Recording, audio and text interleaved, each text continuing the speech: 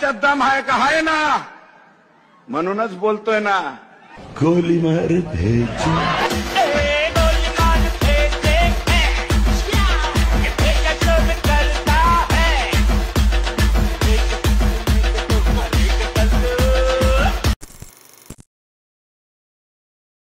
दम आहे का आहे ना म्हणूनच बोलतोय ना गोली मार भेजो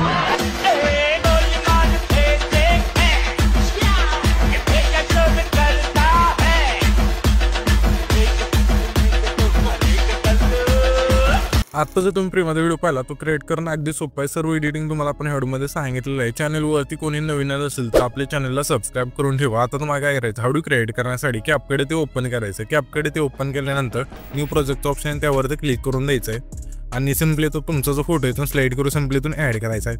हा फोटो इथून ॲड केल्यानंतर खाली रेशोचं ऑप्शन आहे त्यावरती क्लिक करायचं. 9.16 रेशो सिलेक्ट करून बरोबर चिन्हावरती क्लिक करायचं आहे. त्याच्यानंतर ह्याच फोटोवरती क्लिक करून 2 बटन हा फोटो सेट करायचा आहे आणि इथून आपण सेट करून घेऊया हा फोटो. इथून हा फोटो परफेक्ट सेट झाल्यानंतर सिम्पली इथून बॅक करायचं आहे. इथून ओव्हरलेचं ऑप्शन त्यावरती क्लिक करायचं. अगेन ॲड ओव्हरलेवरती क्लिक करून आपण जो बीट मॉडी दिला आहे तो तुम्हाला ते सिलेक्ट करून सिम्पली इथून ॲड करायचा आहे.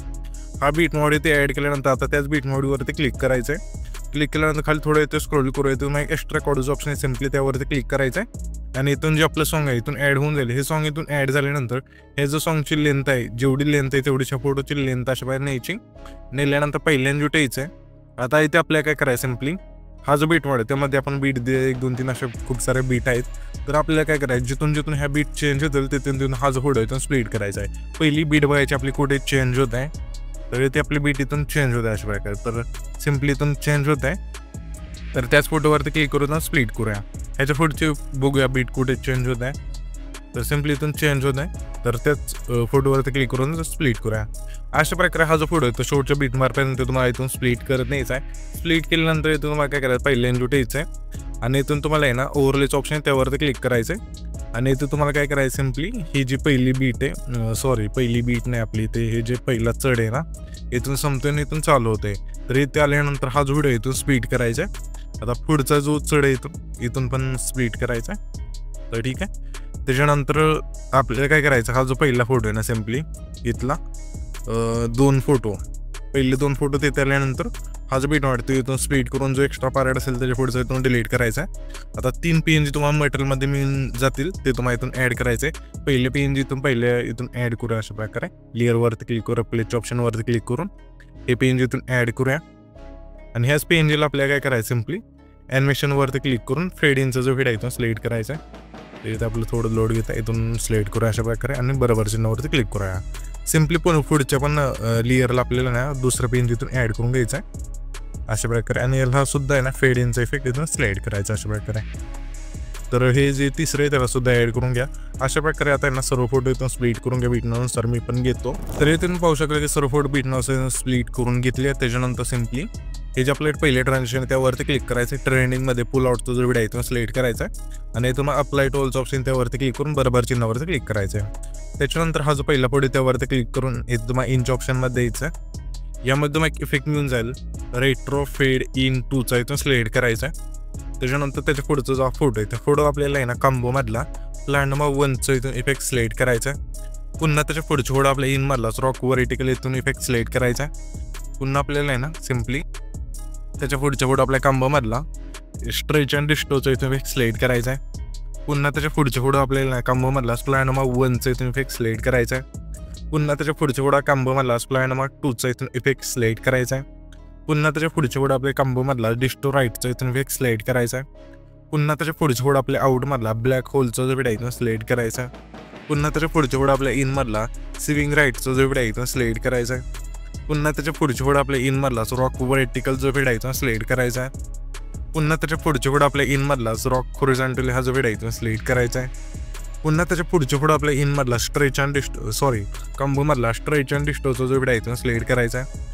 पुन्हा आपल्या त्याच्या पुढच्या फोटो आपल्या कॉम्बोमधला प्लॅन नंबर 1चा इथून एक सिलेक्ट करायचा आहे. पुन्हा त्याच्या पुढच्या फोटो आपल्या कॉम्बोमधला डिस्टो राईटचा इथून एक सिलेक्ट करायचा आहे. पुन्हा त्याच्या पुढच्या फोटो आपल्या कॉम्बोमधलाच प्लॅन नंबर 2चा जो व्हिडिओ इथून सिलेक्ट करायचा आहे त्याच्या पुढच्या फोटोला. पुन्हा कॉम्बोमधलाच आपल्याला ना सिम्पली त्याच्या पुढच्या फोटोला वेव्ह अँड स्लाइडचा जो व्हिडिओ इथून सिलेक्ट करायचा आहे. पुन्हा त्याच्या पुढच्या फोटो आपल्या कंबोमधला स्लाईड अँड व्ह्यूचा जो व्हिडिओ इथून स्लाईड करायचा आहे त्याच्या पुढच्या फोटोला.